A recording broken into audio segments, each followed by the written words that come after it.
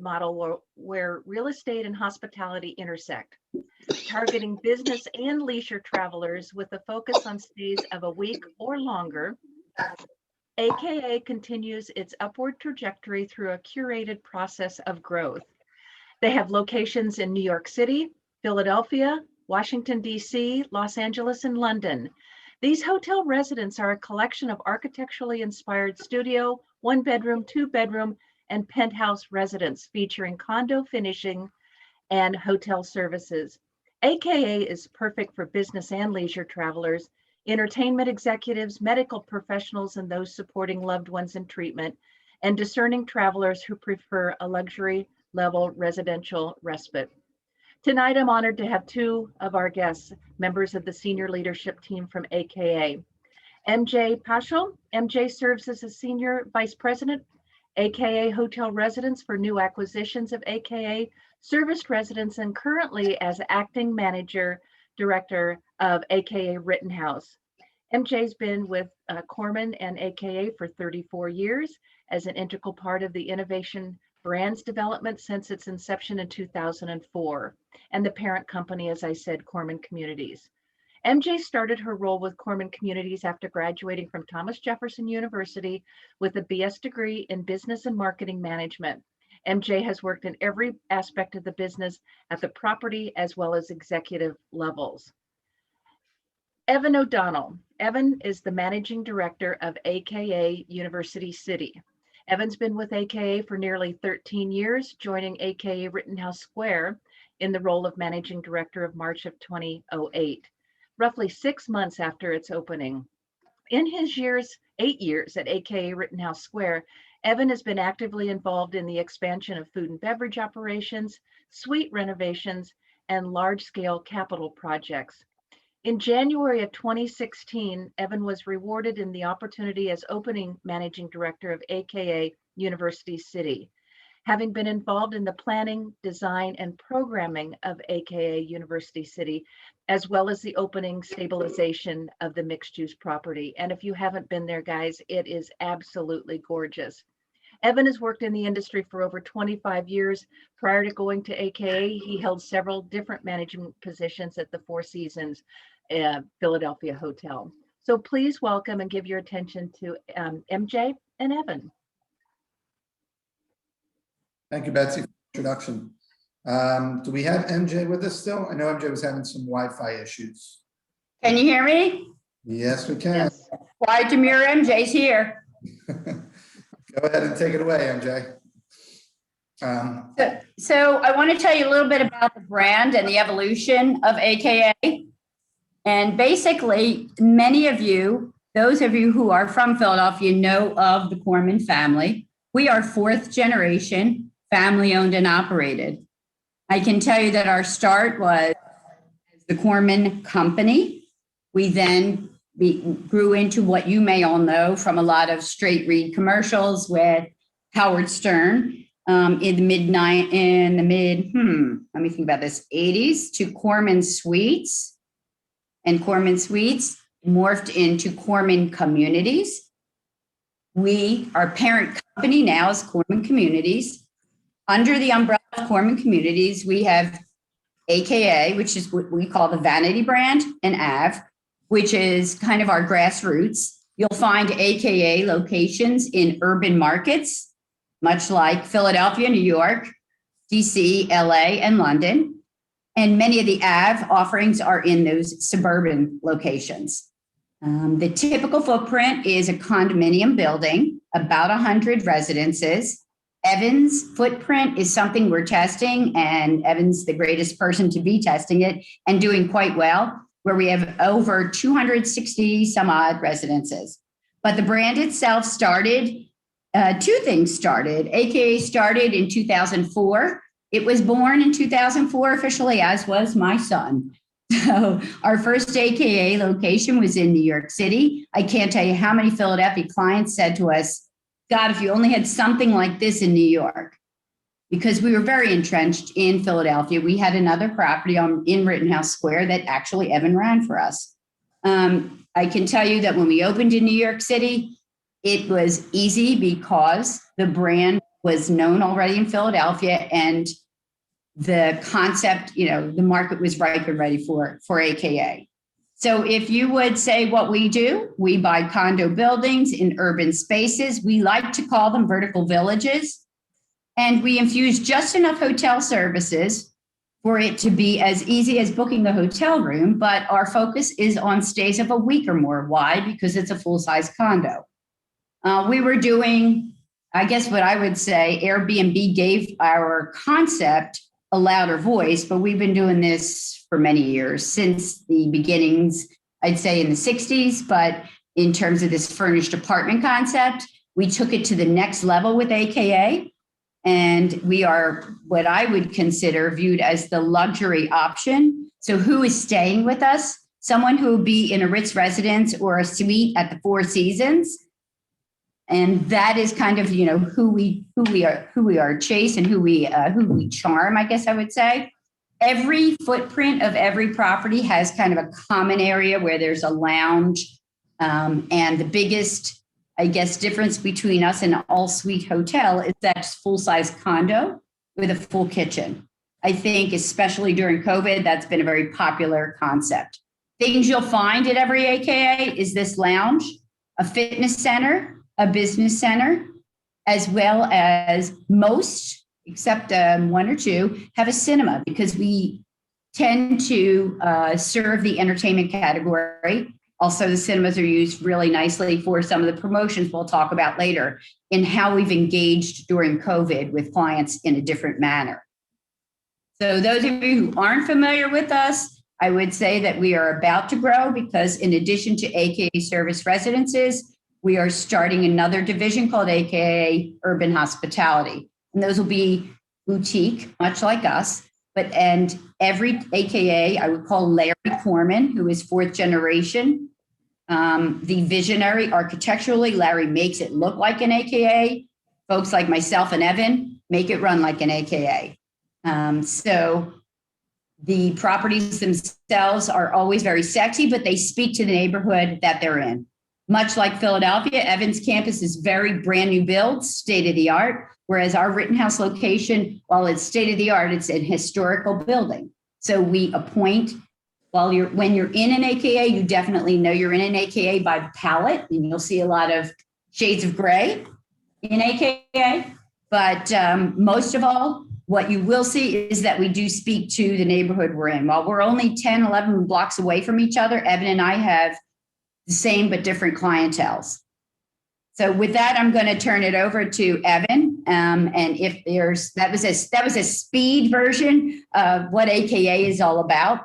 And this particular location, like I said, is more boutique, and we have kind of the independent. We don't do as much corporate traveler as Evan does, whereas at University City, of course, meds and eds are important, but he serves kind of a wider range of clients. So we thought it was important to give a little bit of highlight behind, the brand in our property, specifically as it pertains to some of the marketing pieces, some of the innovations, some of the sales approaches that that Betsy, Amy, and Marissa asked us to talk about today. Things that were, I guess, over this last year, things that COVID impacted, and how we've had an opportunity to kind of rethink some of the different ways in which we're selling and presenting and engaging. So, as MJ spoke about her property a little bit, I kind of have this boutique AKA property within a large building. So, in our building at AKA University City, we have about 100 suites for the traditional AKA model, but then I have furnished and unfurnished apartments as well. So we kind of made it a mixed use building. So I'm going to talk about that a little bit as we get through here. Some of, we have to wear multiple different hats at times, right? One that I have my hotel hat on, where I'm speaking to a hotel client and talking hotel vernacular. And then minutes later, I'm shifting it to a real estate play in talking to, a broker about an annual lease, for one's primary residence. So with that, you get a bit of a sample of kind of who we are, what we do, where we focus. And so I want to talk a little bit about our inventory. Before we get into the cleanliness portion here, from an inventory standpoint, one of the first things we did, in the early days of COVID, so back in Q1, we have the ability, we talk to our partners about this a lot, that we can kind of shift inventory, right? My building's a perfect example of, we basically took over the course of Q1 and Q2 last year, 25% of our hotel inventory and shifted it to apartments. Right? We knew, I think we all knew that COVID was going to impact us in some ways for 30, 60, 90 days. I don't know if any of us realized it was going to impact us for 18 to 24 months or longer. So we kind of took that position that this is going to be a longer term play and said, all right, we still are seeing demand for apartments, but we know that the hotel, specifically transient, leisure or corporate business is going to be challenged over the course of the next 12, 18, 24 months. So let's shift that inventory.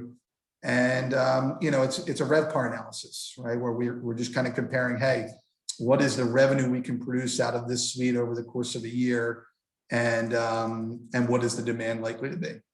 So we were able to do that from an inventory standpoint, and MJ can talk about kind of how they shifted a portion of their inventory over at Rittenhouse Square as well. You're on mute, MJ. There you go. Yeah.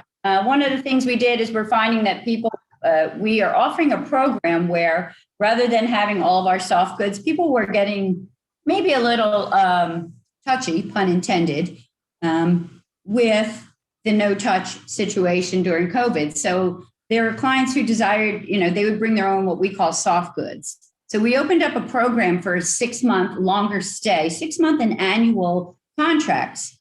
And we moved that inventory so that instead of people signing, coming and staying for a week or a month, and they do love that flexible stay, there were some folks, grad students, who still had a desire to come to the city, to go to school, even if it was virtual. They wanted to be in the city thinking things were going to open up. So they'll sign a 6-month lease with us. It includes, we call it the furnished apartment program, and we just take all the soft goods out. So what's included? Furniture, electronics, they bring their own linens, and they bring their own, kitchen setup. I have to tell you, there are some people who prefer bringing their own, what I call soft goods, because they get to bring their own creature comforts, their own comforter that is their own choice. So it's been a very helpful program because it provides for us what a transient hotel calls contract-based business. That's what it provides for us, base business. So if it's 10, 15% of our inventory, we open up every month with those units that are in the long stay. Long stay for us is a 6-month to 1 year, contract. 6 months is long. Whereas in the traditional multifamily category, a year is a traditional apartment lease. So we, again, we operate in that hybrid space. As I say, we live in the gray at AKA. Evan? I'll kind of touch on this quickly. I mean, we've all seen many different ways in which, we're communicating cleanliness and hygiene and such. One thing that is, I think in the Philadelphia market, and Betsy, if you have the actual number on this and you want to correct me, go right ahead. But I want to say it was probably in the range of 70% of the properties had actually closed for periods over spring and summer. I'm imagining, the Pittsburgh market was probably somewhat similar. We did not close. Obviously, we have residences in our building. So, I was very pleased to see and impressed from our creative team on putting together some of these types of pieces, QR codes and communications to our residents on the fly. And, I've seen this, and I'm sure many of you have as well, whether it's dining, retail segments. Some did it quickly, others, it took a little bit longer for them to grasp onto. But this is one way, we're now seeing that just some of this communication and some of the processes from operational, I guess from the mindset of an operator to the finished product from the creative team has been sped up. And what might have taken, several weeks in the past is now taking several days, and in some cases hours. So I think that's one of the ways we've kind of learned to be a little bit quicker on our feet.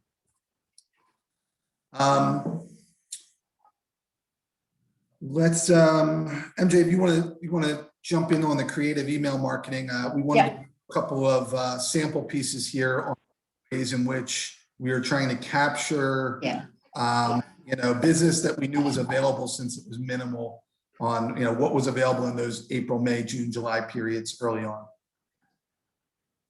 So one of the things I do want to add to what Evan said is our marketing team, our operations team really were very nimble in getting these CDC guidelines up for us so that we could stay open. Because, we booked those that were still booking travel. Anybody that's a third party that books in, whether it's a travel TMC, travel management company, or relocation management company, only essential travelers were traveling. If we embedded that links to reassure them that we have guidelines, somebody coming in, an expat coming in from outside of the country wanted to know. They didn't always know what the CDC was, but they understood that it's our version of, what the World Health Organization is recommending. They loved having that kind of, reassurance about travel. So some of the ways that we tried to reach out to people differently, when I talked about the 6-month program, even the monthly and the shorter stays, the weekly and the monthly stays, we called it, just wanting to people realize they could work from anywhere and that they still needed to be, operating and working. So we came up with a couple of different answers to a lot of the co-work spaces weren't open anymore because of during the shutdown. So while we were shut down, we recommended highly that we called it shelter in space, or sometimes we called it a self-sufficient sanctuary. And we just encouraged people that why not work and live at home? And some scenarios of people using this, it's not just people coming here from out of the area. I can tell you there were a lot of people, and many of you probably know people who have done this, and some of you may have been our customers. Someone who lives in a condo not far away or a home, and it's a couple and 2 children. 2 children are at home schooling. Mom and dad are also working at home most of the time, and there's just a lack of space. I can't tell you how many people came and booked places for 3 months just to have a place where they could work, because they're constantly on Zoom calls or team meetings and they're presenting. So it's not just that come here client from out of the area. It was a lot of folks that were from here. Also, healthcare professionals who needed, kind of just a come and go space. In the beginning, people weren't quite sure what was happening. So folks that were living in a house with other people wanted kind of their own little silo to stay in. So there's many reasons why we went this way, plus our corporate traveler. I'm sure I forget the statistic, but the corporate travel was just shut down. So we had to find other ways to engage with what we would call the retail customer. Yeah, one of the trends that you see, in here is we have inventory. So we have inventory available. We're not displacing business, and how do we think of different ways to fill that inventory? So we'll hit that a little bit in the food and beverage portion of it as well. We had some playful things we did there, but it was sort of a sense of, right, how are people planning to use this? How could people use these spaces differently? And MJ, gives the example of the family, and for someone that's got 2 6-year-olds at home, running around before they got set up on virtual classes and all those kind of things in the fall, to be productive at home. Fortunately, I was at work 3 or 4 days a week because of my environment here. But I can't imagine having to work at home every single day there. It's obviously far from ideal. So we saw people from the area. And my building is kind of a unique one that I literally saw people in the building that said, I'm in this 1,100 square foot apartment with 2 kids and my wife and my spouse. I need another place to work from. And literally take a hotel place for a month at a time to be able to utilize. So, there was some creativity on, as we saw what was happening in the market, where the demand was on shifting the marketing efforts to promote that, throughout. Just another piece kind of here about, again, work from anywhere, live here. This piece I wanted to add, I just thought it was funny. So we had this piece presented from our marketing. I think it's funny, and MJ said it, perfectly to me the other day in real estate, right? If I had 3 images to be able to show my property in a marketing piece, a bedroom, a bathroom, when would I have ever picked a pair of hands washing themselves a year ago, right? Would have never selected that and taken up that prime real estate with that need or with that image.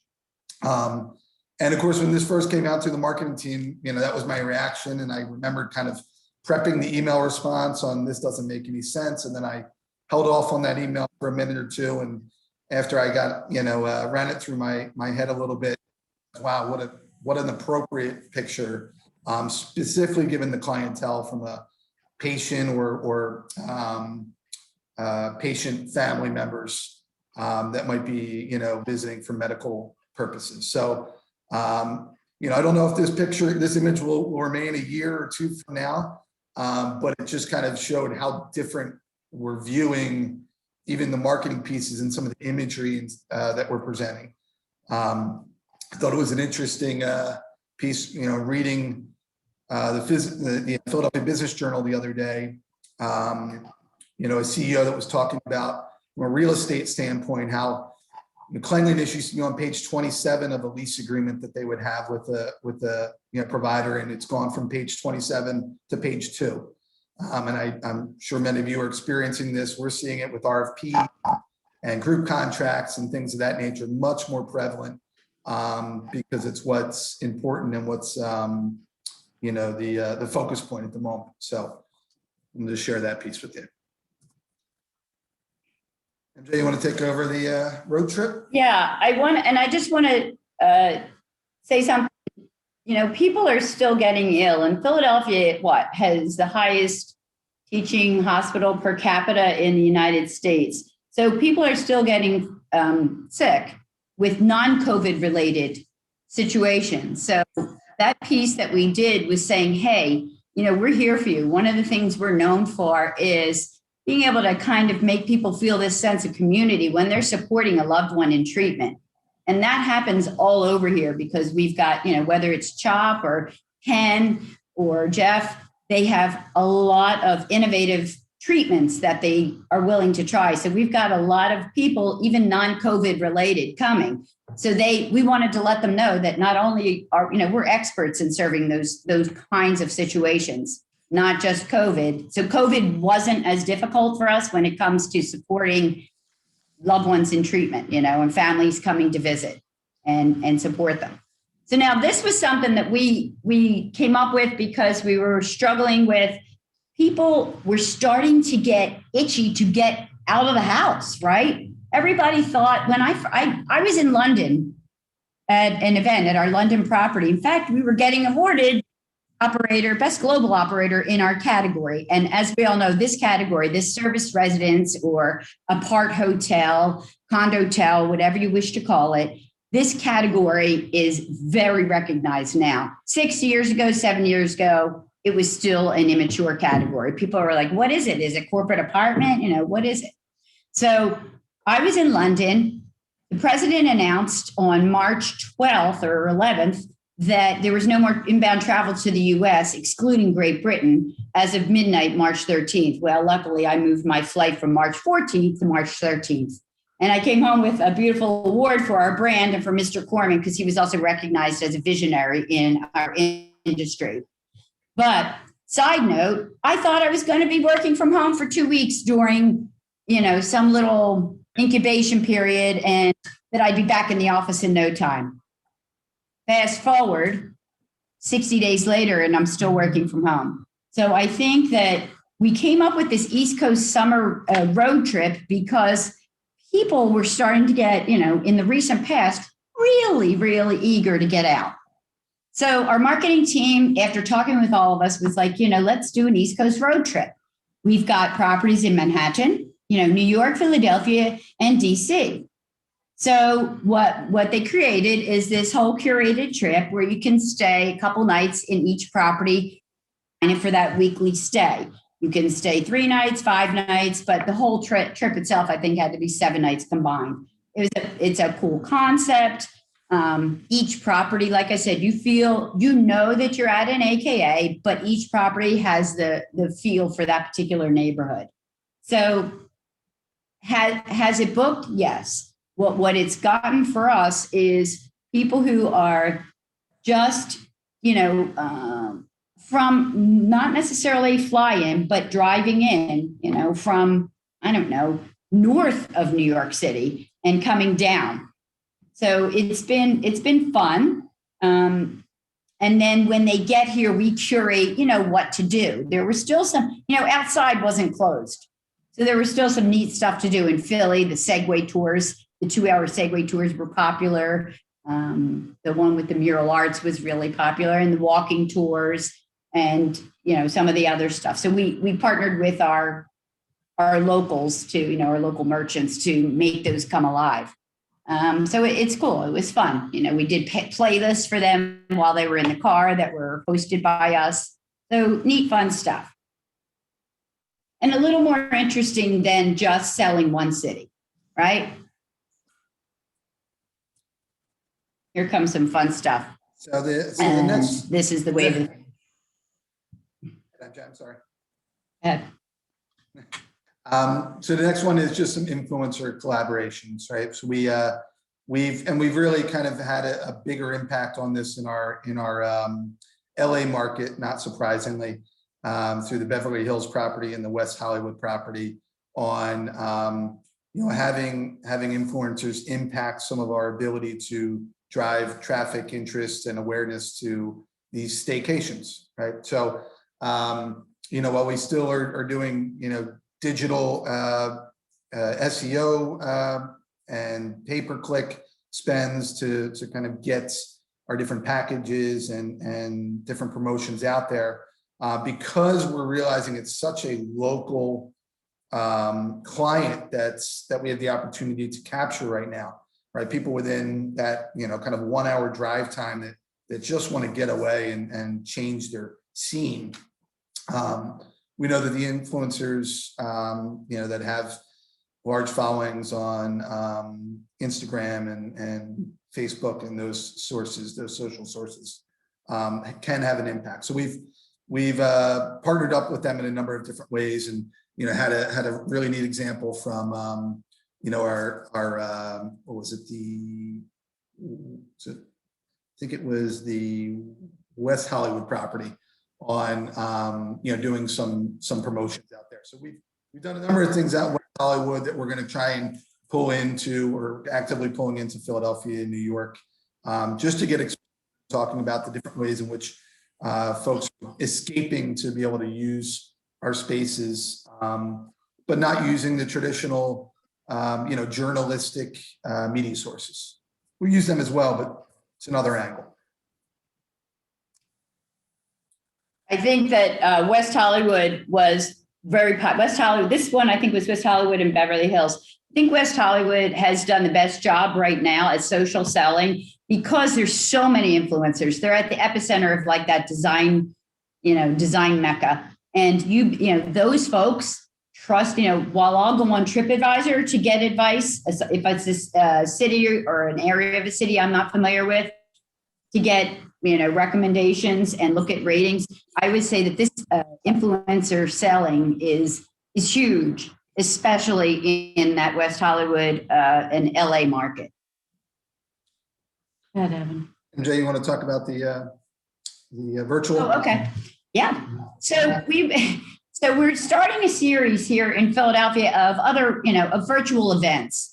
Nothing new under the sun that they're happening, but the way in which we do them and what we're deciding to do, we're tying it into our food and beverage outlets. We've got a kitchen and a bar and bottles. So we've repurposed a bar into pickup, like many have, and it's, right at the corner of 18th and Walnut. So what we've done here is we partnered with them, with a chef at the at A Kitchen and with A Bar and Bottles, and we did a pizza making night. Evan and his children did it from home and participated, although you end up making a boboli or something out of your pizza dough. I made a stromboli. The pizza, they showed us. Yeah. My pizza was not, so it became a stromboli. Yeah, stromboli. So, I mean, it's, it was a fun event. We focused mainly on some of our real estate broker and agent partners, but we had a good mix of partners. And I was shocked at how many people went on their own and gave us tweets and posts, again, on social media.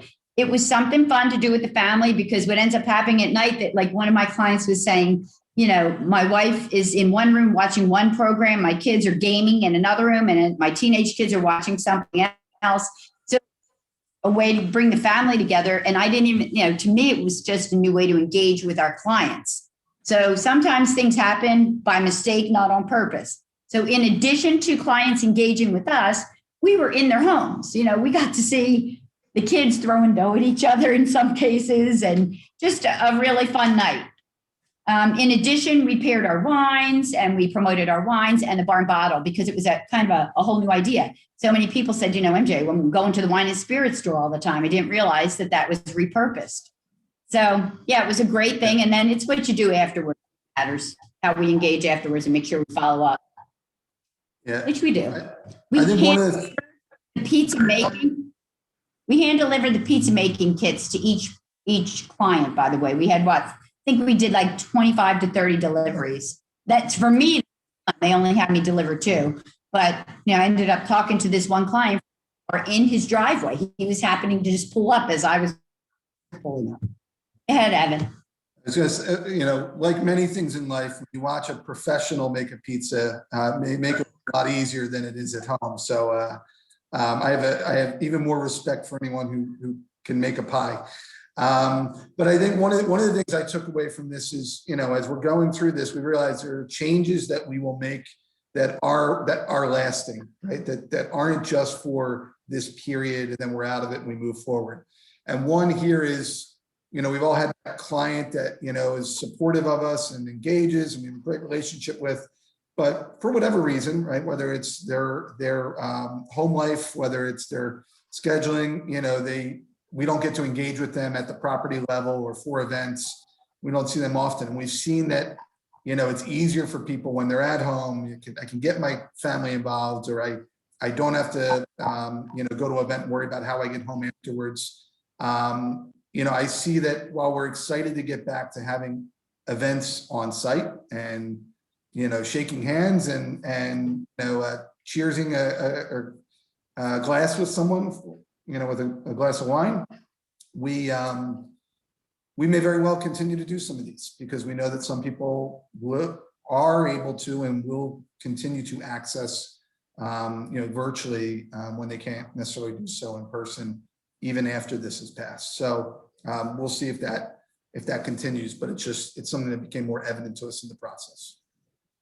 And the next one we're doing is going to be a trivia night, which will be cool. There's going to be some Philadelphia trivia mixed into it, but because we've got multiple clients, it's going to be all different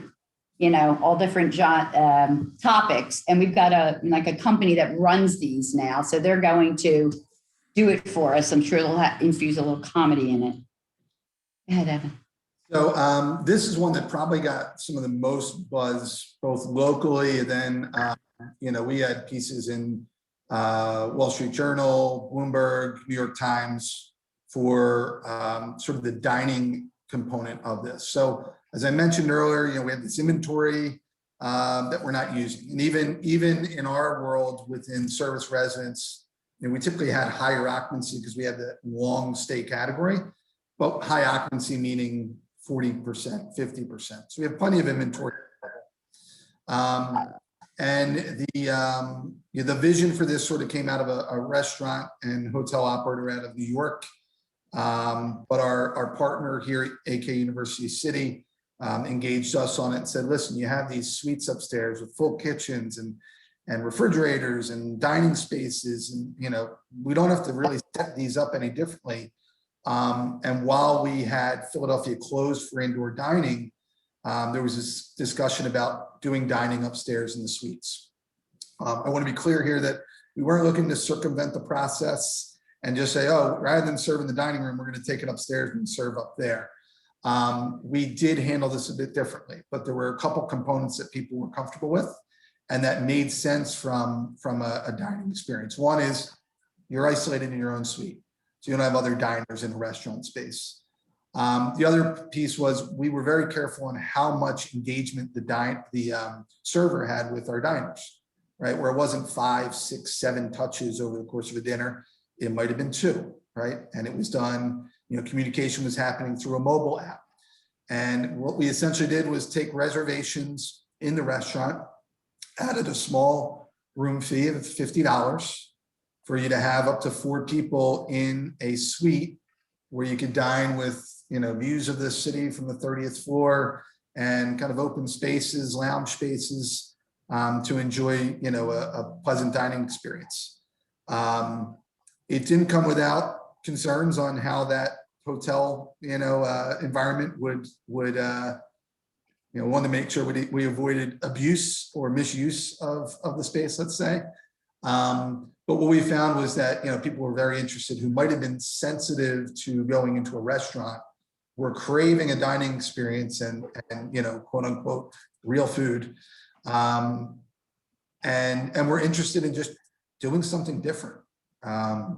So we got a lot of PR on this. We had a lot of bookings through our restaurant operator for this. And actually one of the interesting things in February, Philadelphia opened up, as some of you know, opened up, indoor dining to a portion. So I, of course, said, all right, well, I guess February, after January, we're done on this. And I got a call from the restaurant operator who said, no, we still have people that are booking for February. Mm-hmm. Of course, my reaction was, oh, I guess it means you're filled in the restaurant, it's overflow. And they said, no, it's not overflow. We're not sold out in the restaurant. They want to be up in the suite. They're more comfortable, different environment, interesting, exposure. So we continued it through the month of February, and now in March, we're kind of settling down on the promotion. But it was interesting to see that the mindset was different. There was still an interest for it, despite the fact that there was availability in the restaurant. And then, MJ is going to talk a little bit about how we shifted that a little to a kitchen at the AKA Rittenhouse Square location. Yeah, so what we did here is it was inspired by what's called Walnut Suite. Instead of Walnut Street Cafe, Walnut Suite Cafe. It was inspired by their concept, but what we did is we talked to our front office team and said we added an overnight component to it, that if they wanted to have dinner and a movie, it's one fee, I think it was $50 for the room. And people were very willing to pay that $50 and then have their dinner in the room. In addition, if they stayed over, it was an additional $200 for the night. And I can't tell you how many people did it. We even had a group of young ladies, they were doing a sister's night. They booked a 2-bedroom overnight, had dinner and a movie, and they used our cinema and they watched the movie Bridesmaid. Then there was, a couple celebrating their anniversary. Then there was someone surprising his wife for her birthday. So it was really, because it was a cool concept to them, these people who were booking it used it as a kind of a way to do something special, because birthdays, anniversaries weren't feeling very special at home.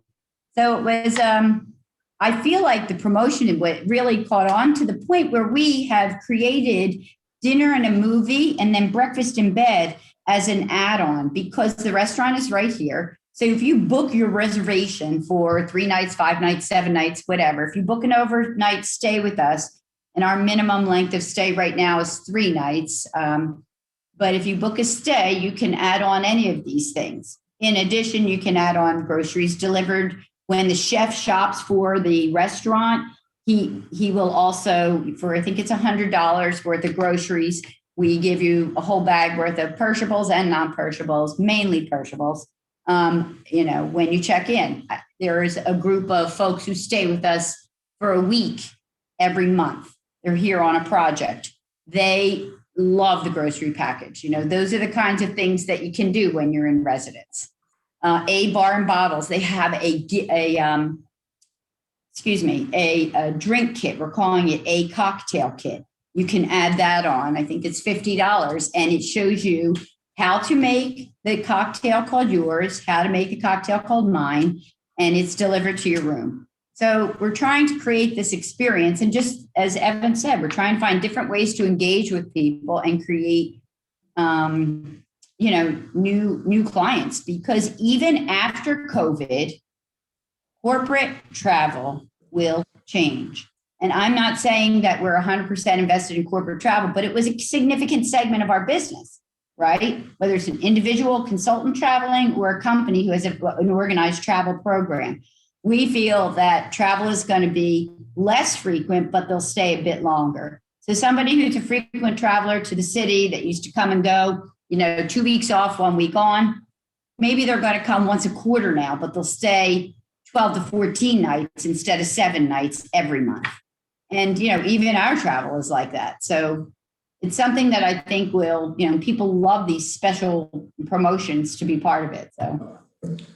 Yeah. One thing to kind of note there, right? Nobody's going to pay off our mortgages on our building or all of our expense on $50 a night, right? And the intention, I should say $50 a meal, right? The intention for us was not to be, it wasn't a big profit margin situation from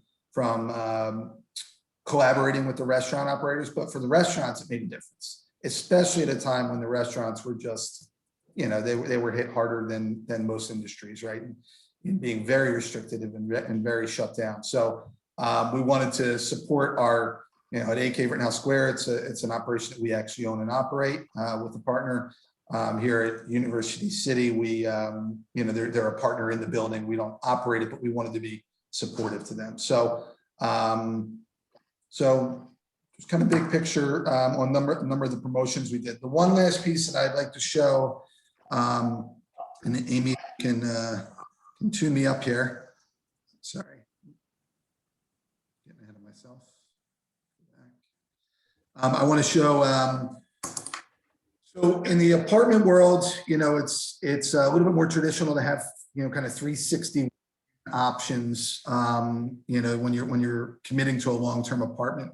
One of the things we definitely saw in early stages here, whether it be for an annual apartment or a monthly apartment, our service resident side, even someone coming from for a week, they're let's say a little bit more selective in what they choose because it's a longer term commitment.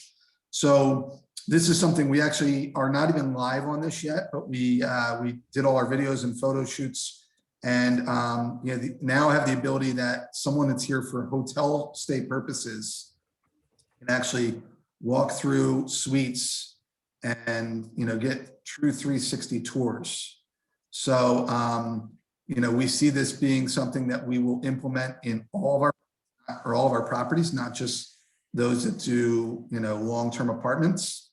So MJ would have this at the Rittenhouse property, whether you're coming for a week, a month, a year, and you can really have the ability to walk through and see every square inch of the suite. So this is something that I'm sure in time that technology would have occurred, but through COVID, this is definitely something that was sped up the process of the technology piece of sorry, I'm getting a little stuck here in the corner of exposing this to our clientele and also making a commitment, right? A capital commitment on investing this this software for from a sales standpoint.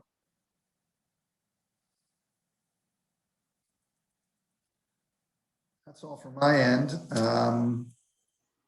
I guess we can open things up to any Q&A questions on any of the topics we discussed.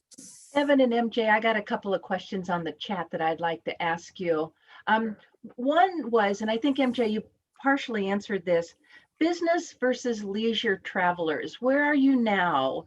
and where you think you're going in the future as the percentage wise versus where you were. MJ, you want to take this or you? You go ahead, Evan. So, I can say the one thing we've really looked at in this process, we've always been found ourselves being more dependent on some of the transient hotel accommodations, right? You see availability, you want to fill it.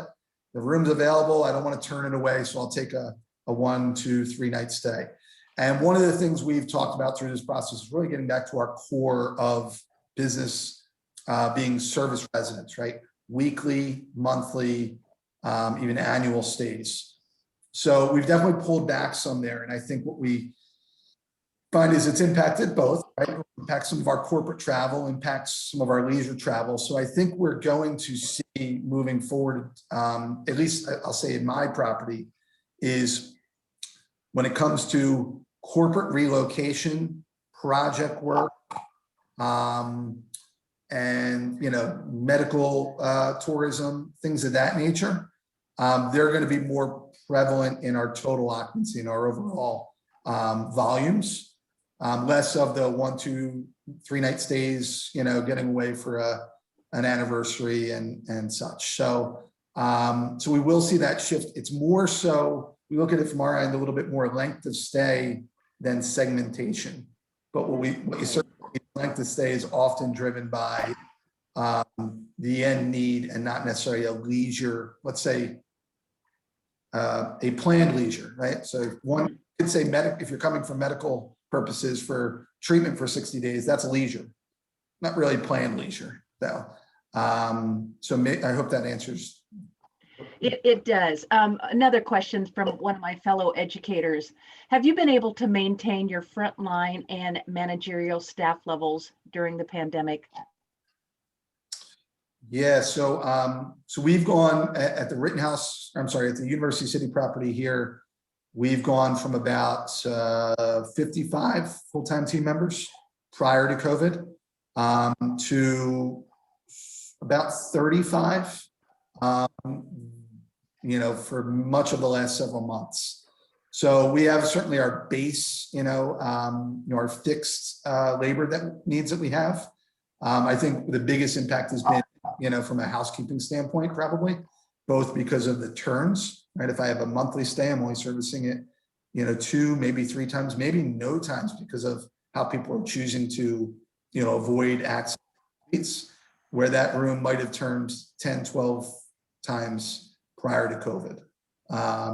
So I think those variable labor, departments and positions are specifically from the housekeeping side is where some of that transition has occurred with staffing. I'm going to pipe in and say same thing. Housekeeping is the biggest impact. The other thing is because we are consciously focusing on our length of stay being, look, it's a full-size condo.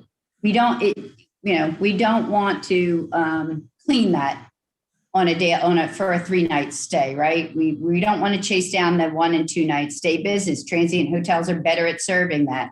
If it's a full-size condo, you're gonna want to be here longer. So we are trying to maintain that whole standard even after post-COVID, because a monthly stay, for example, someone who's here for a month gets a once-a-week housekeeping included in their rate. Someone who stays a week gets a once-a-week housekeeping cleaning. So they can add on services if they want, but that's the kind of the service component, and that's a shift. So instead of checking out 30 residences a day here at Rittenhouse out of just under 80, we're not doing that. We have 3, 4 arrivals and 1 or 2 departures, right? Because the length of stay has grown. And this whole idea of being in residence rather than chasing down that 1 to 3 night stay and using kind of a yield management tool for that. We still take some of that, but if we take a daily, we're going to pay ourselves to take a short stay. So yeah, it was definitely housekeeping that was hit the hardest. Well, you're innovating. Themselves, even now, leadership, we are still finding ourselves doing, covering shifts that we wouldn't normally, because when you run like that, your overnight person in the front office isn't able to come in because he or she is sick for 3 nights. Guess who's taking it to avoid, much overtime, sometimes we'll all jump in and take those shifts. I found my old bellman roots, at times during the pandemic. Your innovation with food and beverage sounds like a lot of fun. And I believe one of our guests tonight enjoyed your pizza making night. Neoshi, if I'm reading that correctly, you enjoyed the pizza making. Just keep it up. I am so excited about some of the things you're doing in a way that I don't want to keep reading about them after it's done. I got to know about it ahead of time so I can do it too. So Amy, Get ready for trivia. Great. Well, thank you again so much, both of you, for joining us today. I think everyone really learned a lot about an industry not everyone always knows about. So we're very grateful to have you both on board today. And just a couple of housekeeping notes before we close out the meeting. So I do want to announce the brand new coffee fundraiser that Skal Philadelphia is doing. Who doesn't love coffee? So we are doing a partnership with Java Joe's, and I have listed the information here. I'll also be sending this out via email. You can order coffee for your house, and then it'll just help us continue to put on great events like this and also help our educational partners, most of whom are on the call tonight. And of course, here are all of our social media accounts as well as website. And of course, stay tuned for more great Skal Philadelphia events, more great partnerships, and we look forward to having everyone again soon and hopefully in person. Thank you so much. Thank you all for having us. Thank you, AKA, for everything. Thank Thank you you for having so us. much. Bye. How do we get those updates for AK? Should we follow you on social? What's the? Yes. Yeah, Amy, I can send you some of the links you can send with the group.